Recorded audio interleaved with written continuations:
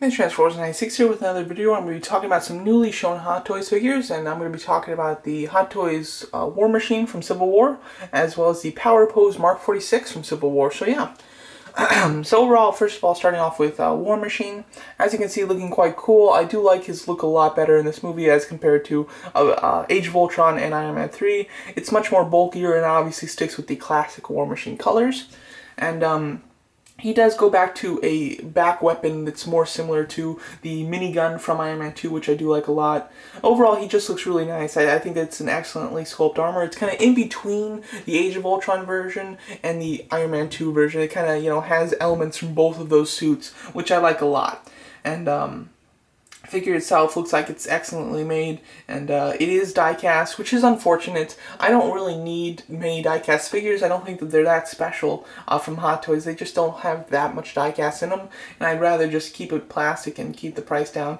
But what are you going to do? He is die-cast, and overall looking like a decent figure, I have to say. I do think it's quite strange that they did release this War Machine and the Iron Man 2 War Machine on pre-order basically within like a month of each other. I think that's really weird. I think they're going to get a lot less people that buy both. I think that anybody who wants a War Machine now is just going to pick from those two. When if they released the War Machine from Iron Man 2, like months ago, and then released this one in a couple months, I think that a lot of people would have bought that Iron Man 2 War Machine and then thought, oh, this is the new War Machine from the new movie, I better buy this one too. But instead, just everybody's going to just pick whichever one they like better and stick with that.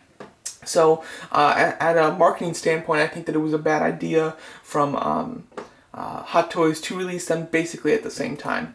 War Machine is on pre-order, of course. He is $345. Being that he's a die-cast figure, that's about on point with what they usually do, which is unfortunate. It's just so expensive nowadays. But same price as the Mark 43 from Iron Man, from Age of Ultron. So overall, he's on point with what their usual price is.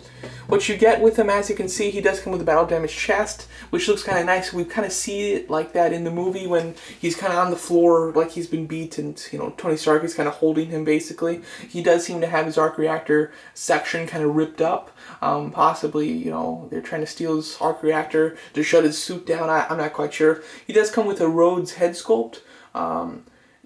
His face looks like he's off to one side for some reason. I don't know. It looks really weird to me. His lips is like touching the side on this side, and there's space on this side. So it looks like he's like slightly turning in the suit, which just makes him look like he doesn't fit in it. So that might just be that picture. It might just be an early prototype. I'm not quite sure, but I do believe that they'll fix that for the actual movie. What's really interesting is that he comes with this. It kind of looks like a sword or a knife. They're calling it a baton. And it does have articulation, and it does have lights in it as well, too. So I'll be really interested to see what that accessory is like, as well as to see it and use it in the movie.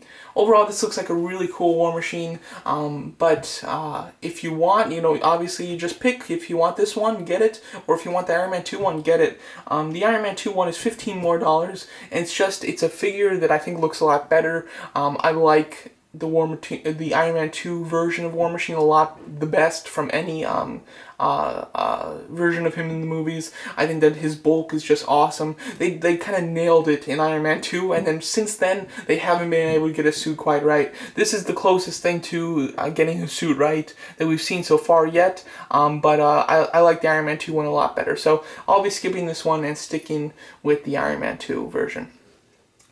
Moving on, just quickly going to talk about the Power Pose Mark 45 or Mark 46. Overall, it's a really interesting looking suit. As you can see, it's very clean, and it looks like there's a ton of lights in it, which is really cool. And overall, looks pretty decent. The Power Pose series, I don't think is really necessary. I'm not quite sure who collects it, because I could see it being a good series if it's just like for people they can't afford the Hot Toys one but want something of Hot Toys quality. And if it was a lot cheaper to get the Power Pose, then I could see it being worth it. But it doesn't seem to be. From what I've seen, the Power Pose figures are cheaper than Hot Toys, but just slightly. So I can't imagine anybody who would rather buy the Power Pose and not get the Hot Toys for 30, 40 bucks more. I don't see that. So overall, I do think that the Power Pose is kind of like a worthless series. He's $190 now. The Iron Man that they come out with is going to be quite expensive. He'll be like $340, but he'll be die cast and fully articulated. This one doesn't have any articulation basically, and doesn't come with any accessories basically, and oh, and it is plastic. It's not die cast, of course. So overall, I don't think this is really necessary. For anybody who kind of just likes statues and doesn't need articulation, I guess that this would be a nice series. But overall, I don't find it too interesting. So there you go. Those are my thoughts on the War Machine and Power Pose Mark 46. Thanks so much for watching, and let me know what your guys' thoughts are on these figures.